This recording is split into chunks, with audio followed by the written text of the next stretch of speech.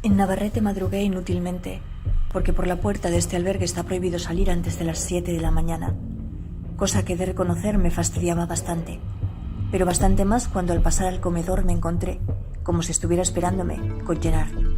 Así que el primer cigarrillo, para eso sirve un balcón, y el primer café fueron en su compañía.